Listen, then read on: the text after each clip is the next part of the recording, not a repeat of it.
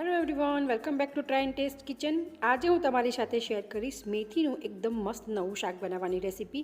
મેથીનું લોટવાળું શાક, લોટિયું કે પછી કોઈ પણ મેથીના શાકને ભૂલાવી દે એવું એકદમ ટેસ્ટી શાક બનશે.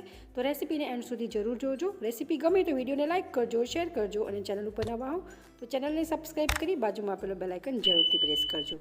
તો ચાલો રેસીપી સ્ટાર્ટ કરીએ. મેથીનું શાક બનાવવા માટે અહીંયા મેં એક બંચ મેથી લીધી હતી. એના પાન કાઢી ધોઈ આ રીતે એને ઝીણી ઝીણી આપણે સમારી લેવાની છે. તો મેથી આપણી સમારાઈ ગઈ છે. હવે આપણે એને સાઈડમાં રાખીશું. ત્યારબાદ હવે આપણે એક મોટું વાસણ લઈ એમાં એક વાટકી ચણાનો લોટ ઉમેરીશું. બેસન જે આપણે રેગ્યુલર ભજીયા માટે યુઝ કરીએ છીએ એ જ બેસન લીધું છે. ત્યારબાદ આપણે તેમાં અડધી ચમચી હળદર ઉમેરીશું, 2 નાની ચમચી કાશ્મીરી લાલ મરચું ઉમેરીશું, 1 ચમચી ધાણા જીરું પાવડર ઉમેરીશું, મીઠું સ્વાદ પ્રમાણે ઉમેરવાનું છે. સાથે આપણે 1.5 થી 2 ચમચી જેટલી ખાંડ ઉમેરીશું અને 1 નાની ચમચી જેટલો ગરમ મસાલો ઉમેરીશું. ખાંડ તમે તમારા ટેસ્ટના અકોર્ડિંગ ટુ વધુ ઓછી કરી શકો છો. બધું જ એકદમ સારી રીતે મિક્સ કરી લેવાનું છે. ત્યારબાદ આપણે 2 ટેબલ સ્પૂન જેટલું તેલ ઉમેરવાનું છે. સાથે આપણે 2 ચમચી જેટલી ઝીણી સમારેલી મેથીની ભાજી ઉમેરીશું અને 2 થી 3 ચમચી જેટલા ઝીણા સમારેલી કોથમીર ઉમેરીશું. ત્યારબાદ આપણે અડધું લીંબુ નીચવશું.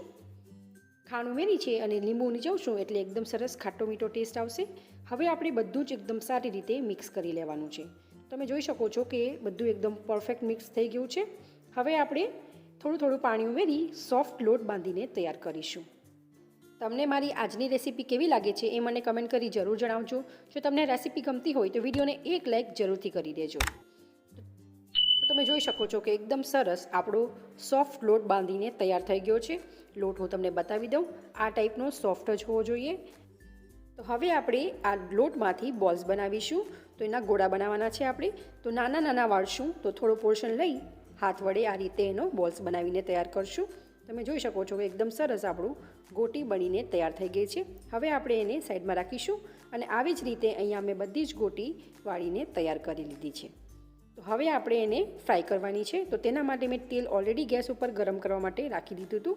તેલ સરસ ગરમ થઈ જાય ત્યારબાદ હવે આપણે જે ઢોકળી બનાવી હતી, ગોટી બનાવી હતી એને આપણે તેલમાં ઉમેરી ફ્રાય કરી લઈશું. તેલમાં ઉમેર્યા બાદ આપણે સાઈડને ચેન્જ કરવાની ઉતાવળ બિલકુલ નથી કરવાની. થોડો ટાઈમ બાદ આપણે એની સાઈડને ચેન્જ કરશું. તો જારા વડે આ રીતે આપણે હળવે હાથે ઢોકળીની સાઈડને ચેન્જ કરી બંને બાજુથી એકદમ સરસ ગોલ્ડન ક્રિસ્પી થાય ત્યાં સુધી આપણે ફ્રાય કરવાની છે. ધ્યાનમાં રાખવાનું છે ઢોકળી એડ કર્યા બાદ ગેસની ફ્લેમ લો ટુ મીડિયમ કરી દેવાની છે અને લો ટુ મીડિયમ ફ્લેમ ઉપર જ આપણે ઢોકળીને ફ્રાય કરવાની છે. આપણે મોણ એકદમ પરફેક્ટ મૂક્યું છે એટલે ઢોકળી એકદમ સરસ આપણી અંદરથી સોફ્ટ બનશે.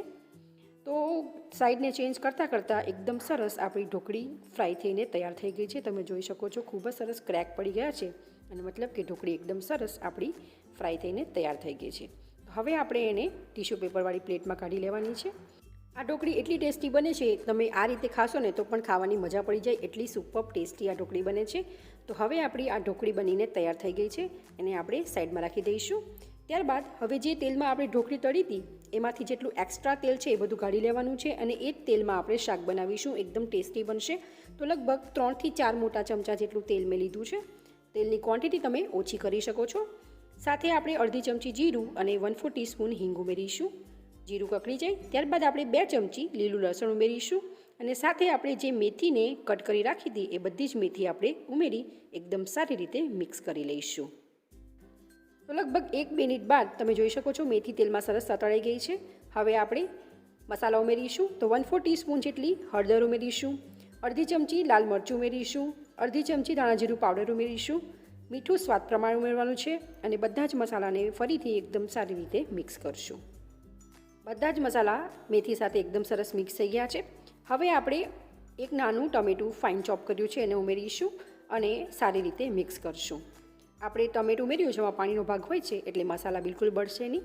હવે આપણે કવર કરીને 1 થી 1.5 મિનિટ સુધી કૂક કરશું જેથી ટમેટાં આપણા એકદમ સરસ સોફ્ટ થઈ જશે. તો લગભગ 1.5-2 મિનિટ બાદ તમે જોઈ શકો છો કે ટમેટાં એકદમ સરસ ચડી ગયા છે, સોફ્ટ થઈ ગયા છે. હવે આપણે જે ઢોકળી બનાવી હતી એ ઢોકળીને આપણે ઉમેરવાની છે. તો અહીંયા આપણે 10 થી 12 નંગ જેટલી ઢોકળી ઉમેરીશું અને સાથે આપણે 1 થી 2 ઢોકળીને આ રીતે હાથ વડે ક્રશ કરીને પણ ઉમેરીશું જેથી રસો જે છે એકદમ સરસ ઘાટો થાય. જો તમારે રસા વગરની બનાવવી હોય તો પણ બનાવી શકાય, પણ ઢોકળી ઉમેરી છે તો એકદમ સરસ સોફ્ટ થાય માટે આપણે મિક્સ કરીને થોડું પાણી ઉમેરીશું. તો અહીંયા લગભગ હું અડધો ગ્લાસ જેટલું પાણી ઉમેરીશ. પાણી ઉમેરી બધું જ એકદમ સારી રીતે મિક્સ કરવાનું છે. મિક્સ થઈ જાય ત્યારબાદ હવે આપણે કવર કરી અને કૂક કરશું. તો લગભગ 5 થી 7 મિનિટનો ટાઈમ લાગશે.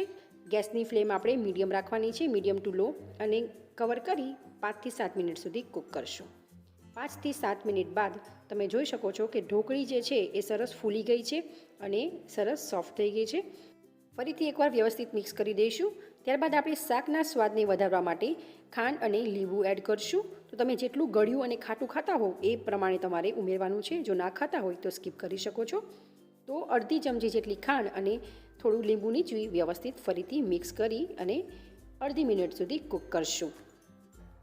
તો લગભગ અડધી મિનિટ બાદ તમે જોઈ શકો છો કે તેલ ઉપરથી છૂટું પડી ગયું છે અને શાક એકદમ સરસ આપણું ટેસ્ટી લાગી રહ્યું છે. તો ઉપરથી આપણે ધાણા ભાજી એડ કરશું. ફરીથી એકવાર મિક્સ કરશું. તો જેને જોતાં જ ખાવાનું મન થઈ જાય એવું એકદમ નવું મેથી ઢોકળીનું શાક બનીને તૈયાર થઈ ગયું છે.